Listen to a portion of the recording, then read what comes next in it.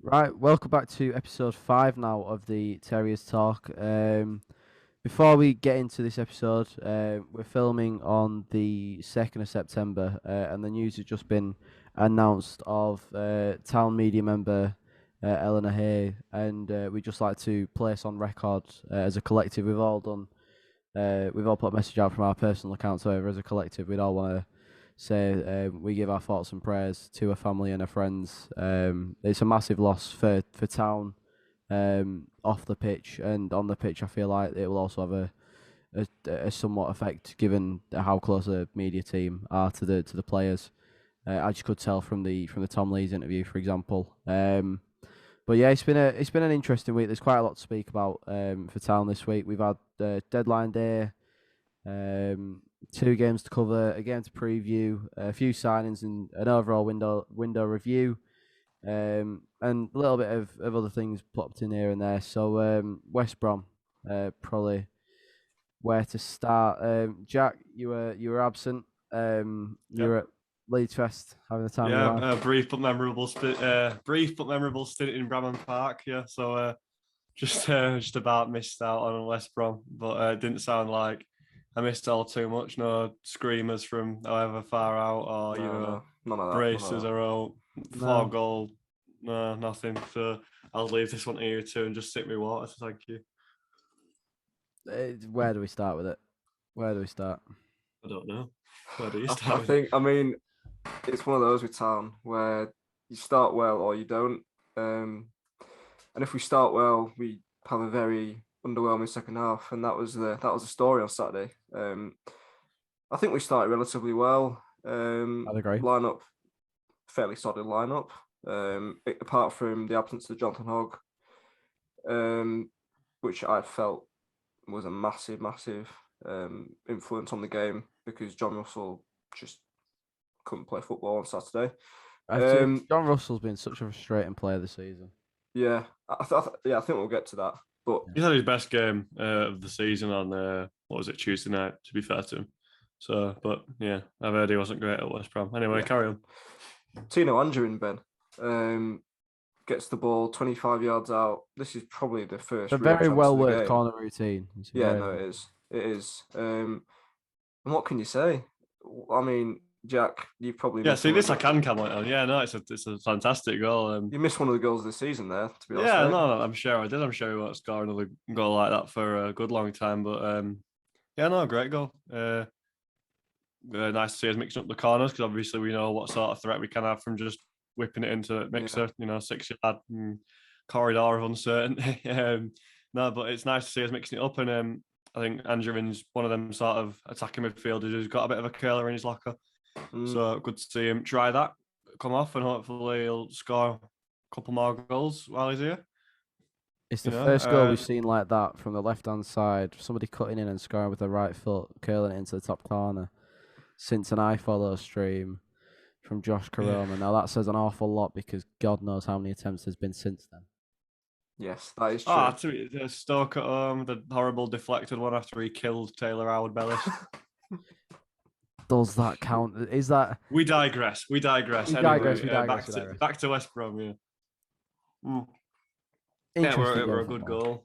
Yeah, no, Andrew scored a good goal, and he scored another pretty good goal. I mean, terrible mistake from Dara O'Shea. It was Dara O'Shea who felt to take this one here. Go for it. Who felt he'd been fouled, but really he's done some quite impressive knee slide into the barriers. Tino, I think he takes it really well. Could have squared it. He approached it really slowly, didn't he? He did, yeah. But took an age. Yeah, but I think he's quite composed. He had the time, didn't he? Yeah. And a great finish. Smashed it into the back of the net. Past the near post and 2-0. I mean, it all looks good, doesn't it? It looks absolutely brilliant. It looks brilliant. It looks too good because we know how we started this season. And lo and behold, it was too good to be true because on the 35th minute, Jed Wallace taps it in like there's no one there. You've got John Russell jogging back. You've got Ruffles marking shadows. And Wallace just walks straight through 6-yard box and taps it in. Thank you very much, 2-1. And I was watching the highlights today. And the immediate thing I could notice with all the body language of the players is when they concede, every single head drops, hands on hips, except Jack Redoni, who was, come on boys, rallying the players.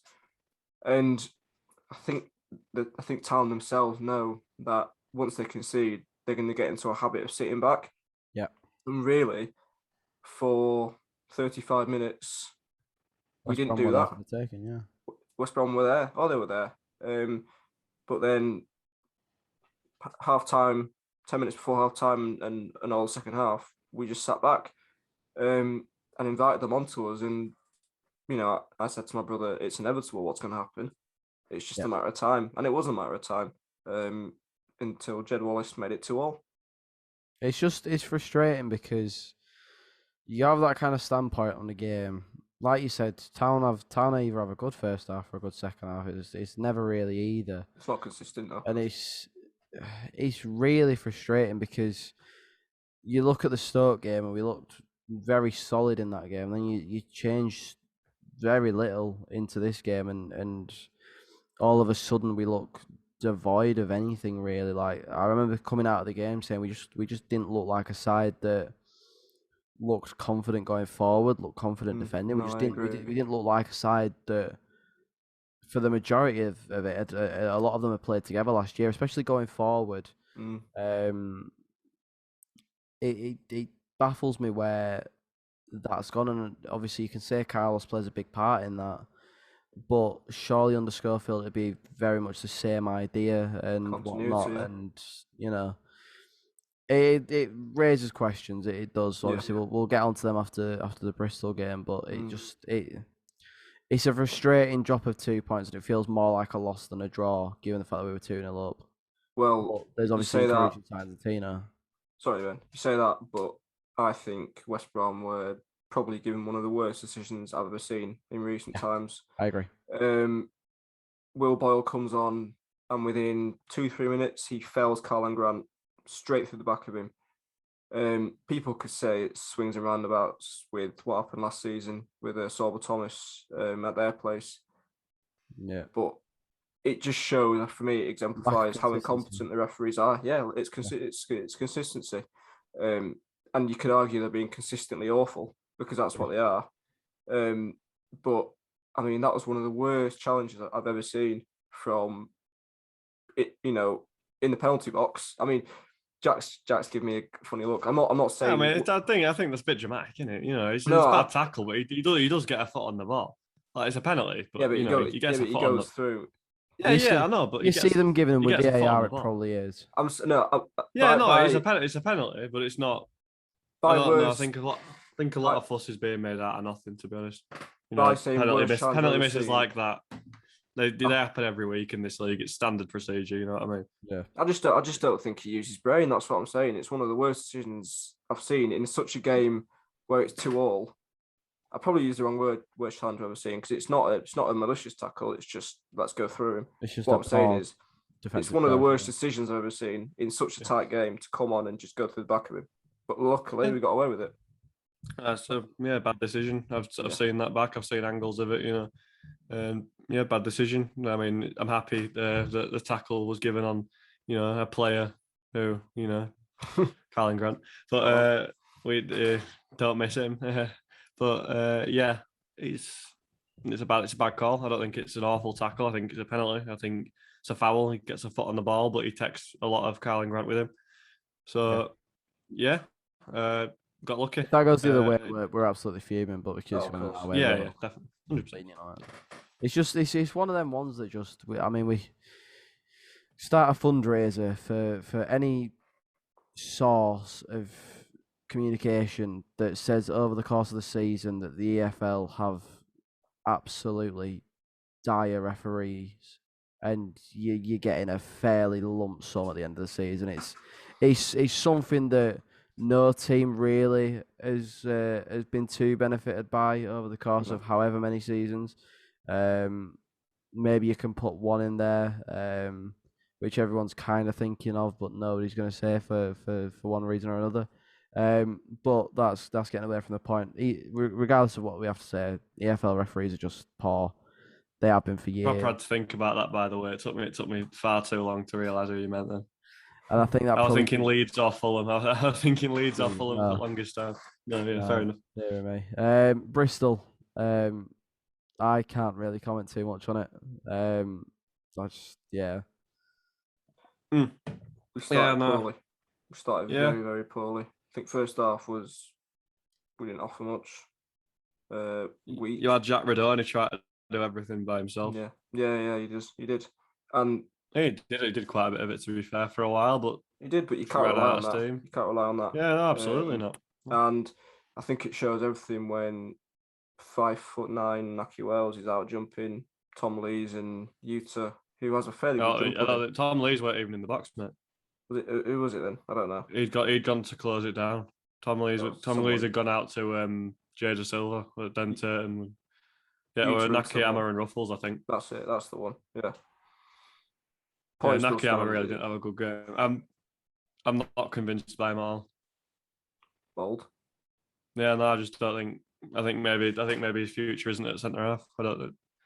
Yeah. I think he's a good footballer, but I think that Naki Wells goal epitomises all of my problems with him, because that will happen again and again and again if he's trusted to mark. Think about it. If Naki Wells is doing that, what are the likes of? Oh, I don't know off the top of my head.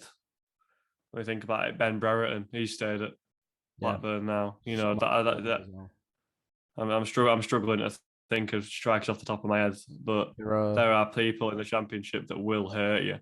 Yeah. Imagine Nakayama against Danny Ward, for example, who has a fantastic leap on him. He'd be bullied, and he will continue to be bullied. I don't know what it was like against West Brom. Excuse me, but yeah. I think he's a good footballer, but now with the couple of centre halves we've brought in, does he go out to left back? I mean, it's got to be.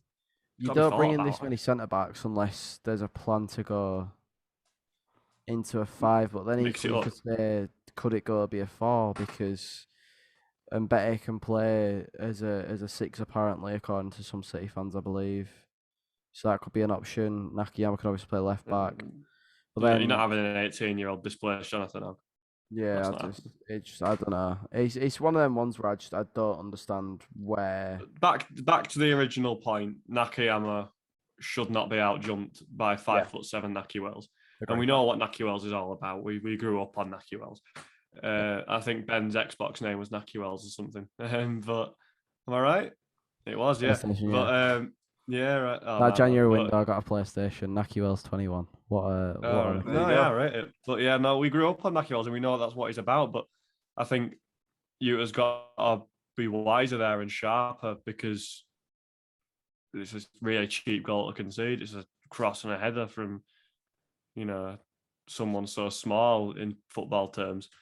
Yeah, and it's not a good goal, and it puts us. We're already on the back foot because they've hit the post and we've been giving the ball away, and Tino Angerin, he supposedly, I don't know, he ran the show at West Brom against Bristol. He was completely anonymous.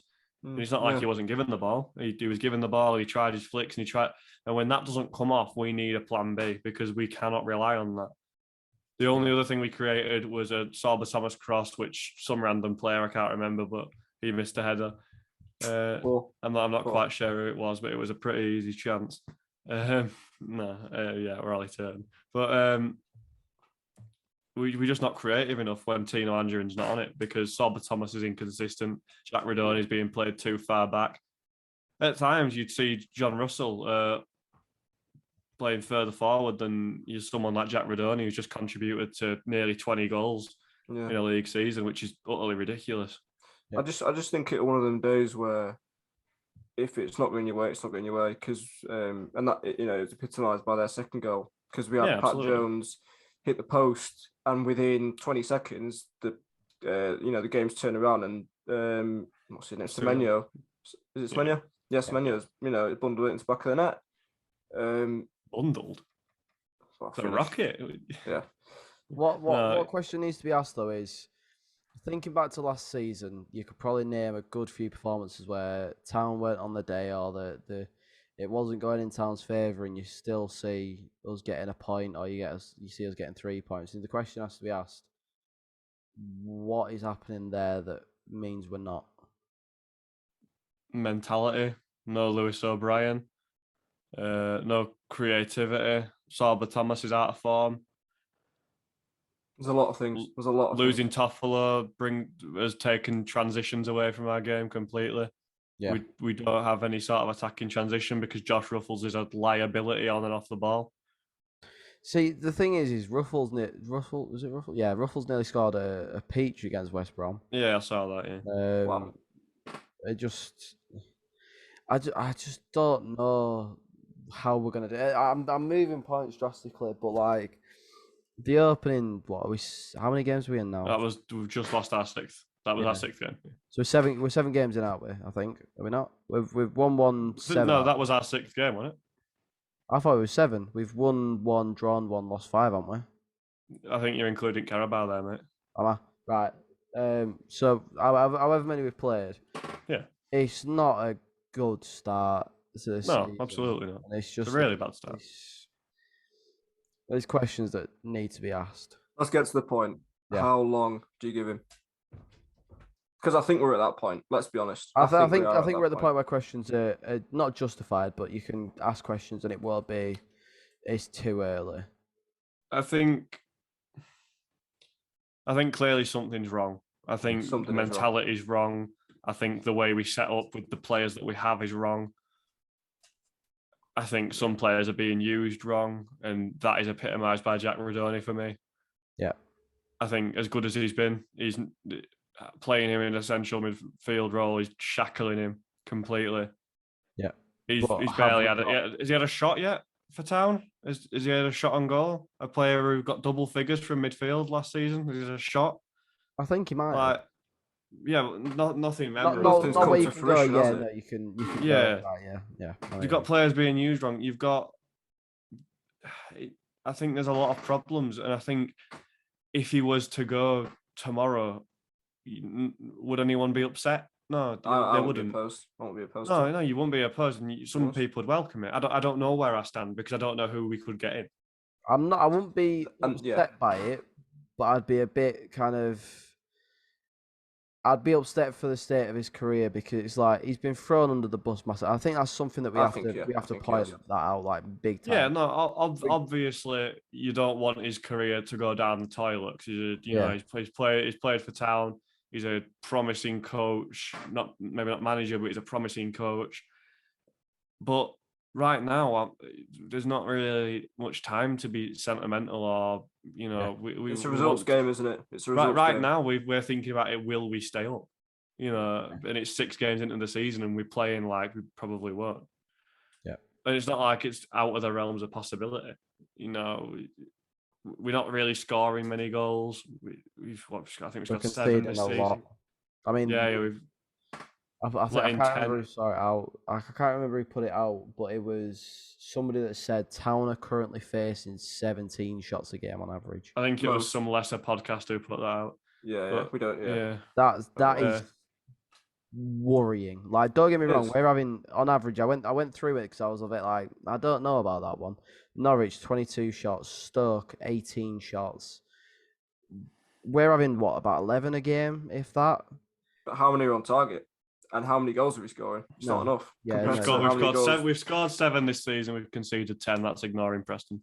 Yeah, we're still the only. But we are the only team to score past Preston this season. If that makes you feel. Great minds think alike. Jordan Rhodes. Yeah, that's why he's the goat. So what does Scofield do right now? You're Danny Scofield. How do you line up? Right, backtrack. We'll do deadline day first, then we'll kind of do this because now we can go. How do we line up Town after that? I think it's probably best that we structure it like that.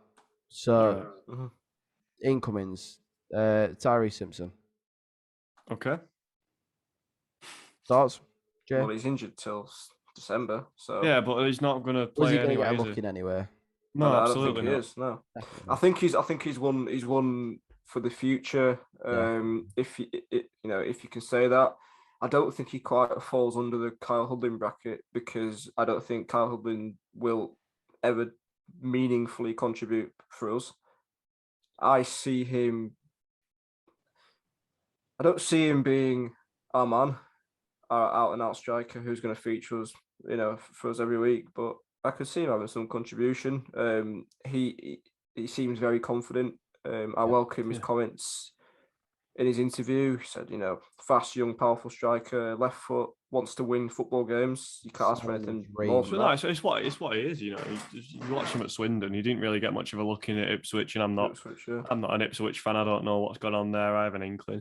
But, he didn't get much of a look in for whatever reason after he got recalled, playing with Kane Kessler and Romany Critchler at Swindon. And he looked the part. It's League Two, but he looked the part. He looked strong. He can head a ball for his, 6 foot, 6'1". It's not exactly massive, but he can head a football. He is massive. He's huge. He's brick for his chest is enormous. massive. He's absolutely no. If he's listening to this, he's probably really giving him an ego boost as if he needs one. But, look at Saab, for example. He's a confident boy, and that's good. That's what we want. Yeah, I agree. But he ain't going to get a look in regardless of his injury. He might get on the bench a couple of times, or if Rhodes or Ward get injured, especially with Phillips heading out now.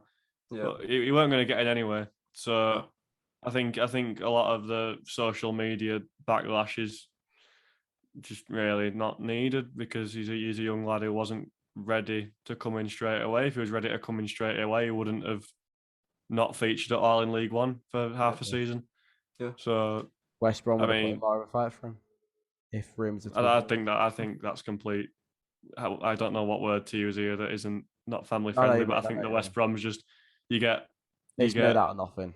Yeah, you get deals that take time, and some journalist thinks, "Oh, who can I put here to make a club hurry up?" Yeah. But yeah, good. It's good that we finally got it over the line after the whole video got leaked. But yeah, no, it's good, and another long-term target secured. So welcome to town, Tyrese. If you're still watching after that whole no. But then, what else happened on deadline day? Are we sticking to incomings, or are we going better? Yeah. I'm happy with that. How can I comment on it? It's same with Len Levi Cole. We'll sign out. Can you comment on an 18-year-old? I've never watched him, but I spoke to someone and he said he's got the build of Yaya Toure and the defensive attributes of Company. So if that's anything to be believed by, we're in for a worldie of a player. And if he's he's got to be a good player to play for Man City, haven't you? Yeah, especially featuring against Barca. Like he's not obviously going to play. Yeah, no, I knew the name because I watched the Carabao Cup about a year ago when they beat Wickham. Yeah, and he started in that game. That's how I'd heard of him. I didn't sit down and watch the entire game. I don't remember how he played or whatever, but I'd heard the name from there. So he's clearly highly rated, and he signed a long-term deal till 2020, whatever, 7, 6. I don't know. But no, he's it's Levi Colwell-esque, that sort of model alone. Yeah. Big Premier League club, left-footed centre half, Good luck to him. Good luck to him. He can probably play a ball, Can he defend? Can he head the ball? Who knows, We'll have to see. But hopefully, and with everything with Nakayama and Ruffles and that whole, and Will Boyle and that whole situation, I think a left-sided central defender was pretty necessary. A left back would have been nice as well, but I mean, there was talks on forums that we were going for one of the Liverpool. Finley Stevens. There was talks with him, and then there was talks with a Liverpool under 23 lad. I can't remember his name. Norris, yeah, James Norris, I think it is. Highly rated Liverpool. There was apparently something there. Nobody really heard anything apart from the forums. There was never anything put out journalist-wise. So if Dr. Nose doesn't say it, I don't believe it. Yeah, I agree. Exactly. It's one of them. A left back would have been nice. Would have been really nice, yeah. You can live without it. I think there's probably other positions that you'd look at before you go to left back. I'll be honest with you. I think we still. I disagree. I think it's probably one of our weaker positions, to be honest. We've got one pretty much. We've got one, and then Ben Jackson, who's played about 100 minutes of Championship football, if that. Yeah. Plus a couple of those. So no, you won't. He played left wing back for a little bit, and he, and then that moves us away from an already 1 poor and 2 limited wingers. You know, we don't have many great wingers, and we don't have many wingers. Yeah. So, yeah, good for Mbete, good for a Town, good deal. Hopefully he gets minutes because they're not going to trust us with him if he's not going to play. So I'm excited to see him play. But I think the best deal of deadline day that we can all agree on is Michael Ellick from Barnsley. He's been there for 2 years. He's been one of the better defenders in the Championship for that time. I'm quite frankly stunned that we've managed to get that done, because I would have thought that he can probably do a lot better than us. A lot of Barnsley fans are a bit shocked at the fee that they've got from him as well, saying that he could have played I think we've got a bit of a bargain, to be honest. But for us, it's uncharted waters. One whole £1 million. No, unbelievable. Report. Could be 1.5 as well. I've seen. So it's really exciting. I spoke to a Barnsley fan 2 days ago, and he said that he'd be more than confident for him to play with Huddersfield Town in the Premier League with no problem. That's how much they rate him. You know, you get, you have a little flick through the whole their Twitter and that, and you see when Barnsley confirmed that he's gone, and you see our best since John Stones, best we'll have for a while. And I watch the Championship a lot. I watch League One a lot. He hasn't played in League One, but I like him. He's a monster, physically, and he's aggressive. He wins aerial duels, ground duels. He wins them all. He's a monster. He's fantastic, and he's the middle of the back three. That's where you want him, I think. Yeah. And when Tom Lees is playing like he is at the moment, which is not great, you need an option there. Yeah, he's going to push Tom Lees, and Tom Lees is going to push him. Yeah. But I don't think we'll spend that much money for us on a player with no intention of playing him. Yeah. Oh yeah. So agreed. I think give it a week, give it till QPR, and he might even be starting, but he'll definitely be in the squad. Mm-hmm. Yeah, I agree. I'm really excited about that one. I think it's a massive statement of intent, and fair play for getting it done. It's identified a position that we're, I don't want to say weak in player wise, but weak in actual how good the players are, and which brings us on to outgoings. Marty Edwards-Green gone to Wigan. There was a lot of talk about Will Boyle leaving on loan. It was his birthday yesterday, and the comments were majority saying how he's going on loan on his birthday. Now, if that doesn't say about a player, I don't know what does. It's a bit of a concern that we were apparently, reportedly, obviously we don't know the ins and outs, but it's a bit concerning that we're looking for a loan deal for someone that was brought in as they were at the start of the window. So if he did get loaned out, he wouldn't even have lasted the window, which is quite concerning. It's definitely concerning, but he was good in League One last season. Will Boyle, he was in Team of the Season. Yeah. He worked for Michael Duff's Cheltenham, and clearly he's not up to scratch. If he was up to scratch, he'd have featured more. He's been subbed on once or twice, and I thought against Birmingham he didn't look too bad until Bakuna murdered him. And then he tackled himself at Stoke at home, which was quite impressive. Yeah, no, fair play to him. But he's staying now, and will he be sent to the B team? Will he get another chance? Will whatever happen? Who knows? But Romani's gone now, and with Helik and Mbete coming in, one of them had to go, Romani or Boyle, and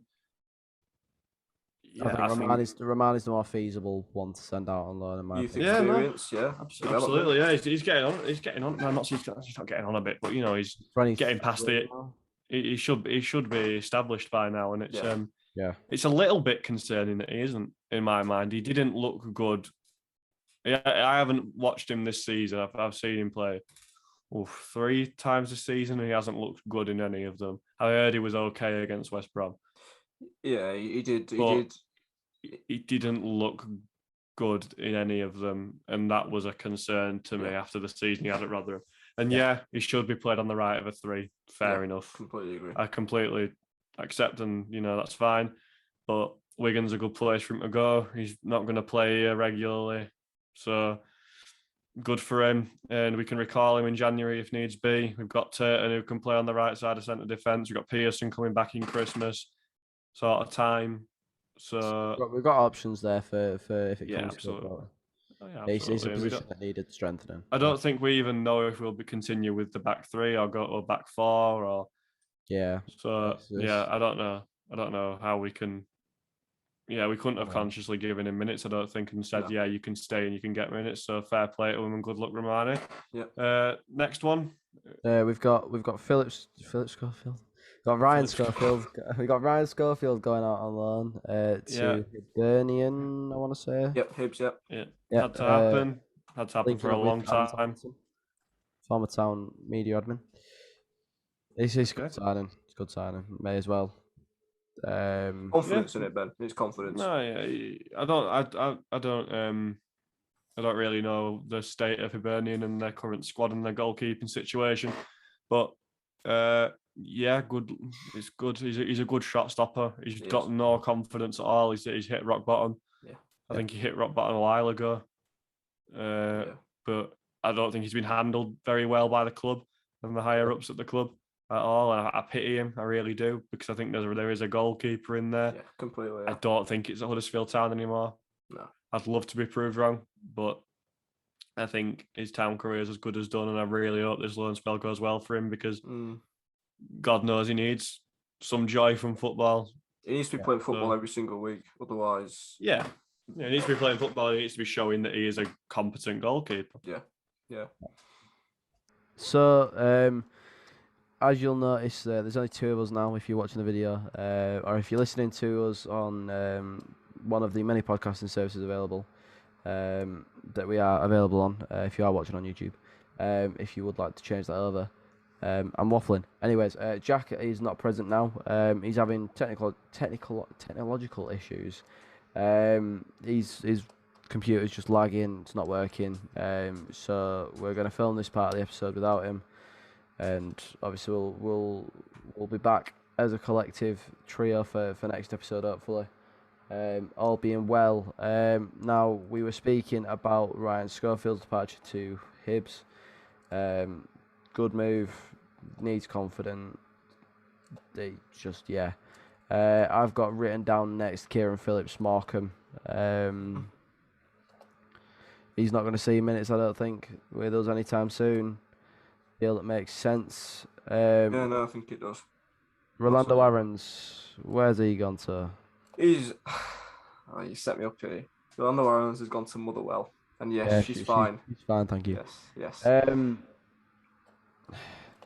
Riz. I think that's his town career done. Personally. Did it ever start?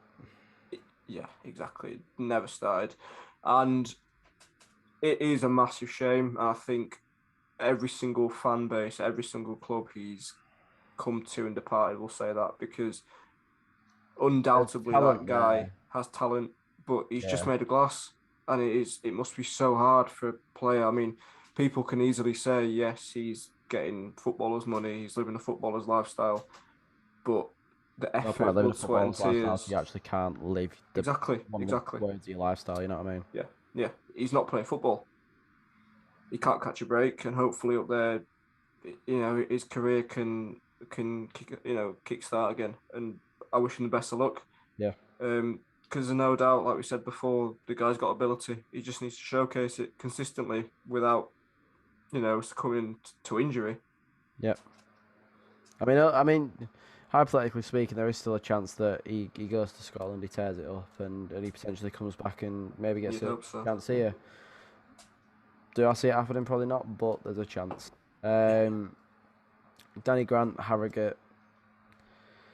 Well, I mean, they've got half that squad now, haven't they? Yeah. Headley, Osterfield, Daly, Grant. Daly. I missed one.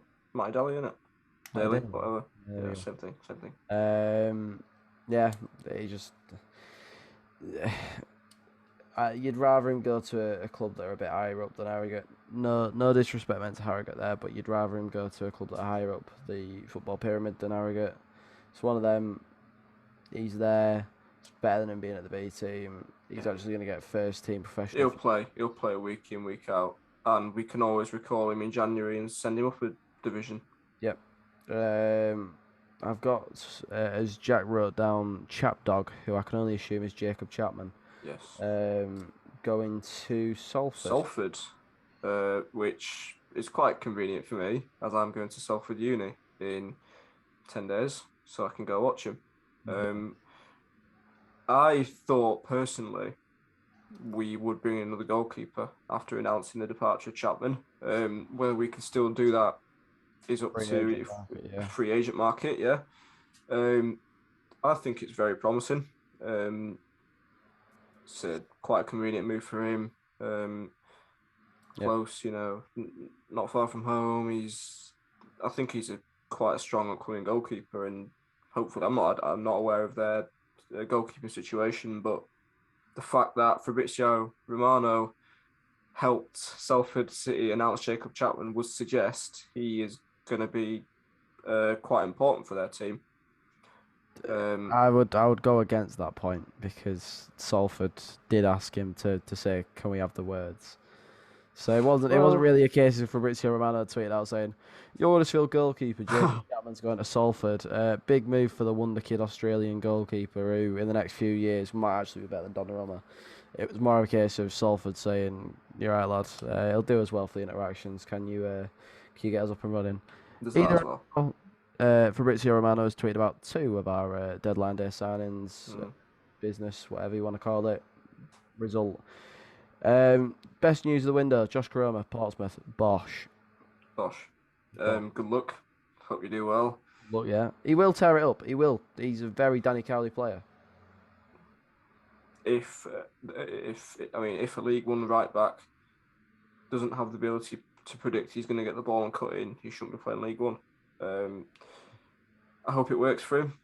I see that as the end of his Town career, with his contract to expire in I think it's June. This coming summer. It's one of those you see when he started off at Town in lockdown season. His first proper season playing for us, he did very well. Scored 8 goals. Probably kept us up along with a few other players. Yeah. But he sustained a knee injury, if I'm correct. Had a bit of time out, and it's never worked for him. I think he's very frustrated with himself as much as the fans are frustrated with him. Yeah. I don't think personally there's a player at Town that pains me more, because every time he fails on the football pitch, you know how much ability he has. I'm gonna put Sauber in that bracket, but I don't think she's there yet. No, I don't. I think Koroma has serious ability, but it's just not there for him at Town.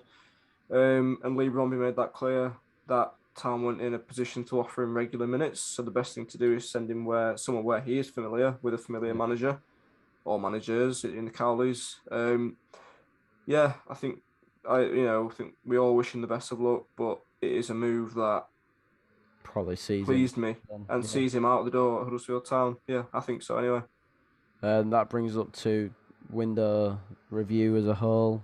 In terms of transfers, incoming, outgoing, not including any free transfers that can happen whenever, wherever, whenever, as Shakira once said. Shearer. Yeah, Alan Shearer. What a boy. How anyways, window review out of 10. I wouldn't push it any further than a 7. You've got to balance it, I think. Agree with a 7. I think we've lost our two of our most valuable. We've lost our best player, and then we've lost our manager. Yeah. We've lost a fair amount of what gave us so much success. Naby Sarr. I mean, it was reported that we were going back in for him, and that just shows that we've gone 1 step forward and 2 back trying to get him back. I don't think it does. I'll be completely honest. I don't think it does. He's got a 4-year contract at Reading. Not a chance we were. No, I mean, for a club's point of view, I would love him back. I would. I'd love him back, but I think Mbete and I'd rather have Mbete and Helic as wages. Or I'd rather pay Mbete as wages rather than play Naby Sarr's, being brutally honest. Yeah. Just because I think like Naby Sarr's wanting a 4-year contract, and with Naby Sarr being brutally honest, you're getting a player that 65% of the time will be on it, but the 35 that he's not on it is really poor and I don't want to say a worrying footballer to watch, but a worrying footballer to watch because he is scary on the ball at times. Yeah. Incomings, you could have asked for another keeper, you could have asked for a left back, you could have asked for another 1 or 2 midfielders. I think we need a midfielder still, but that's for January. I think we're going to struggle in midfield. John Russell, striker in that mould as well, either with Tyree Simpson, or just say we're fine. I think midfielder and a left back, and possibly a left winger, because we're quite light. Well, we are very light, but again, I think we've got some decent squad players who are quite versatile. Tino can play in the middle. He can play out on the left, out on the right. Plays a false 9. So we have got versatility. I know Rodoni can play out wide as well. So we just need to use all of our assets and play our cards right until January, when hopefully we're higher up on the table and we can attract talented players to the club. But I mean, I think the window's been relatively successful. We've took some big hits, mates. I don't think it's. I don't know if you could say successful, because I'd say successful is probably about an 8 or a 9. I'd say it's been above average. I wouldn't say it's been. I think there's still. Hellick's a massive signing. It's a huge statement of intent. So yeah, I'm quite pleased. How does Danny Scofield line up the Huddersfield side? Then I feel like that's probably how would you line up the Huddersfield side? Because I think that asking how Danny Scofield would do it is in the politest way possible. I don't think you can tell, because I don't think he knows how he'd line it. No, because we've gone from playing a back 5 against West Brom to a back 4 against Bristol. I think we're very, very secure. I won't say very secure, but we're much more secure in a back 5. I don't know, because we dropped 2 goals against West Brom with a 5. We also won. But then we also lost however many goals that we've done in a 4. So in a 4, yeah. I don't know. Which then makes you say, is it a case of just the system ain't right? Is it a case of the manager ain't right? But yeah, this is where another head being Jack would be appreciated, to kind of have more of a 3-way debate about kind of how long questions. But yeah, it's a really tough position for him to be in right now. Yeah, no, it is, and yeah. So I think it'd be quite hard to predict a man for man lineup, but I think, like you said, it's a tough position, and the best way to answer those critics is Blackpool Sunday. Yeah. That need to be answered as well. I don't even think it's a question of if. I think it is a question that if it's not answered, I think his job's on the line on Sunday. I'm not gonna lie. I think his job is on the line, because if we lose on Sunday, it's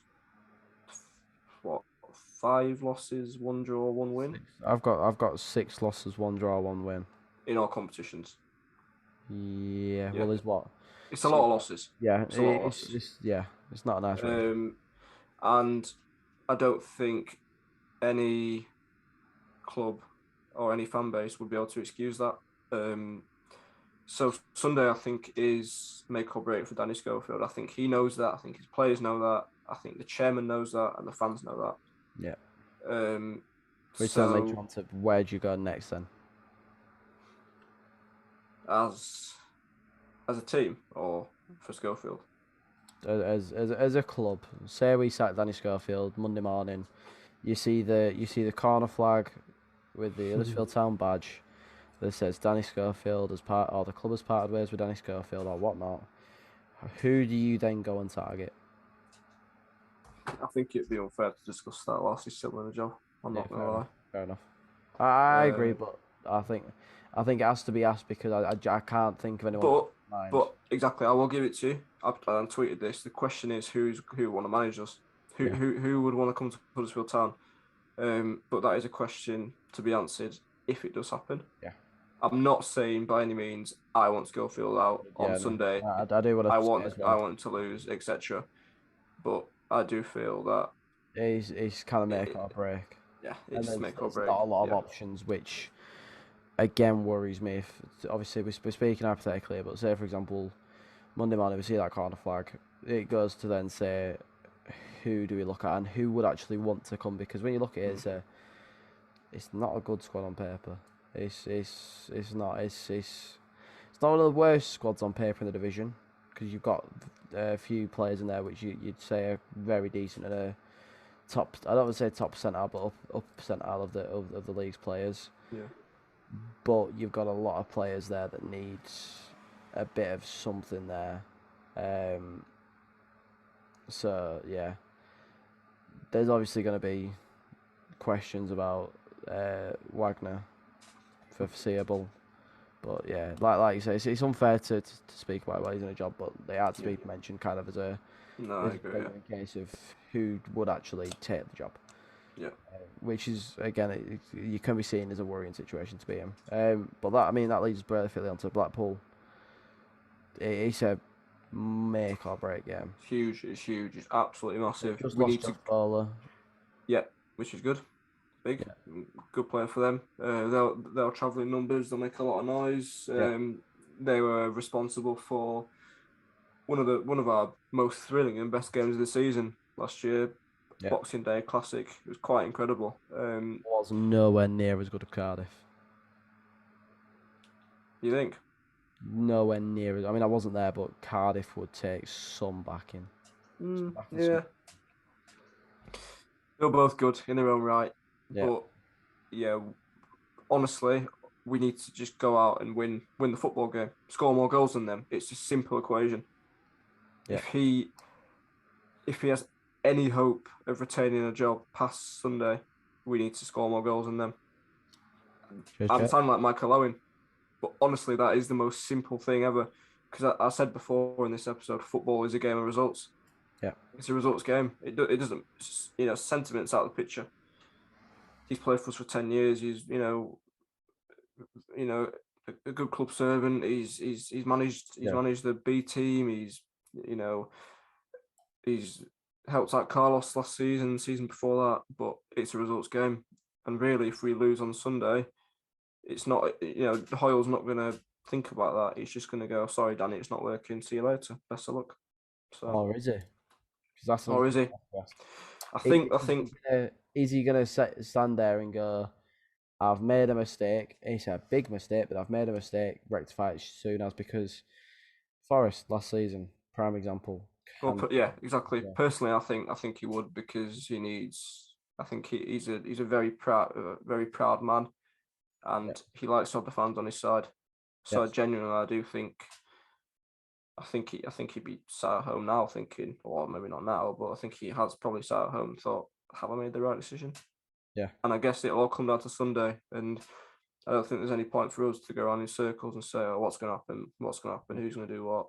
I think it's just down to Sunday, and the next episode we'll either have him in charge or we won't. Yeah, that's how I feel anyway. That is probably the best and simplest analysis of the situation you can actually give. It's going to go one way or the other, and we have no control over it. Yeah, but hopefully we win a football game. Yep, I do agree with that. And I think that wraps it up. If that's what you're going to say, unless it's something where no.